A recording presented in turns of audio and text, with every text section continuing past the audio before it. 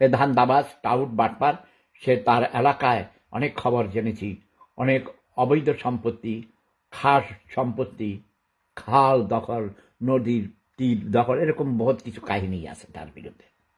একটা ভণ্ড, একটা প্রতারক, একটা মিথ্যুক, এর কথা আপনারা পাত্তা দিবেন না, এটা আমার অনুরোধ। সরকারের নীতি নির্ধারকগণ এর মধ্যে স্টেপ নিয়েছেন, দুদক অলরেডি তদন্ত শুরু করেছেন। তারপরে মাননীয় এমপি, আমার এক ছোট ভাই, সোনারুঘাটের এমপি সিলেটের সুমন, আপনারা জানেন ব্যারিস্টার সুমন, এর মধ্যে দুদকে গিয়েছেন, মিডিয়াতে কথা বলেছেন, টকশোতে কথা বলেছেন, এবং আইনের ঊর্ধ্বে কেউ নেই।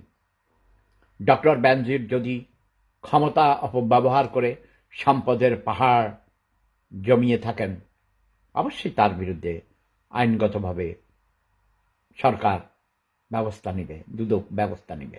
তবে আমি খুব দুঃখিত হয়েছি যে ডক্টর বেনজিরের মতো একজন স্মার্ট ইয়াং অফিসার, যাকে আমি এত ভালোবাসি, এখনও তবে আমি ভালোবাসি, শ্রদ্ধা করি, স্নেহ করি ছোট ভাই হিসেবে, তার বিরুদ্ধে এই ধরনের মামলা হয়েছে, দুর্নীতি করেছে বলে যদি প্রমাণিত হয়, আই উইল বি শকড,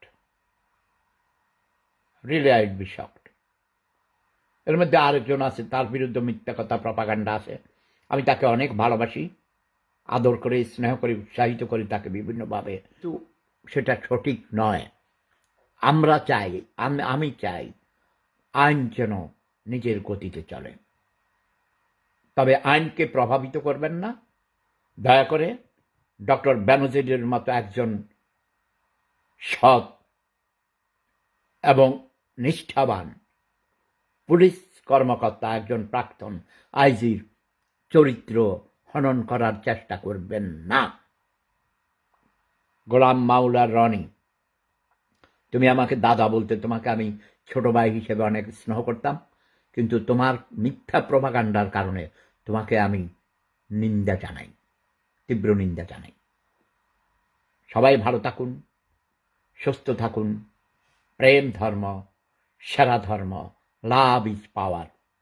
যেই অন্যায় করবেন, অন্যায়কারীর সঠিক বিচার হবে, এটা আমি চাই। জয় বাংলা, জয় বঙ্গবন্ধু, জয় শেখ হাসিনা, জয় জনতা, জয় মানবতা।